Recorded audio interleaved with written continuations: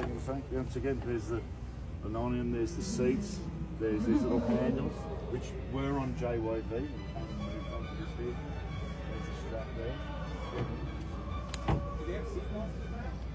No, this is pre-seatbelts. No seatbelts in the back. Seatbelts in the front, none in the back.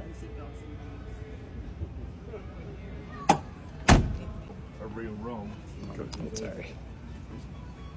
Oh. Telephone. Get out of here. And that's a proper military telephone, that is. So yeah, the kind of things you saw in submarines or something like that. Yeah, it was in there. And there's obviously the military radio. There's a regular radio, and then all the rest of it is just standard Defender of the time. Yeah. It does have seatbelts. In the front, yeah, not in the back. Yeah.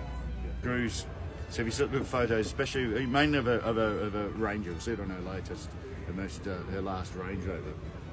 There's a hound and a pheasant, monarch which you put on there, which moved around between her cars. And so as you can see where it was on it first was fitted on JYV, that vehicle there, and it moved onto this vehicle, and then was on the last Range Rover, and they kindly lent us to us for Pebble Beach, and we put it back on the Range Rover, which was awesome, to have it fully set, as though she was just going to come back, get in it and drive off. So that told you that the Monarch was in the vehicle and get out of the way.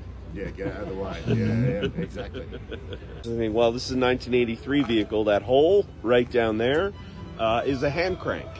So if you needed to, as Land Rovers get out into very difficult situations, we need to hand crank the vehicle up through 1983 at least. We were able to do that. So there. Yeah. Well, then that's the way it was invented back in there. You can see it down the side. People always say with the older series trucks and that, they're either in the last days of Defender when we were showing people off the factory, and the vehicles are also bonded a little bit as well as spot welded. People would either say there was not enough spot welds in it compared to my previous truck, or so they'd say, "Oh, can you put a few more in?" Yeah. Here it's the same one. So as you can see, Her Majesty was, as we said, a member of the military. So this vehicle carried her at the 50th anniversary of Normandy. It's a very, very special moment for her. And you can see the smile on it. And this is a Range Rover. This is the first Range Rover model we had. And so up through 90. When she used this for quite a while, right? The P38. When that came in, that would have replaced, P38 replaced the original 74 Classic. Yeah. And so we've had the two vehicles.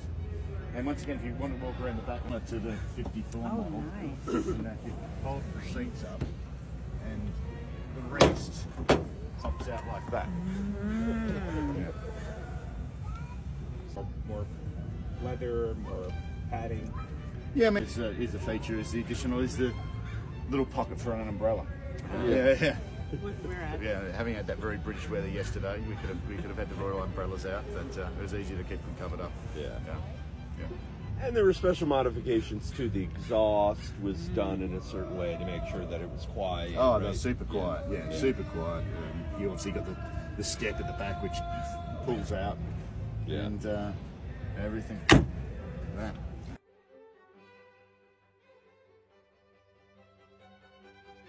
Is these hand-painted royal motifs there. So if you have a look at them right up close, you'll see they're all done by hand. They're both on the doors. Still in the Royal Claret. Their suspension now, the vehicles are softer, they're more quiet, so there wasn't quite that need for resting quite so hard. But other than that, it's the 54 model, which set the State Review vehicles spec. It's exactly the same, other than it's the 2005 model. And so this vehicle was replaced by what's the current State Review, which I asked to bring. They said initially yes, and then they said no, Charles might need that. I was like, fair enough.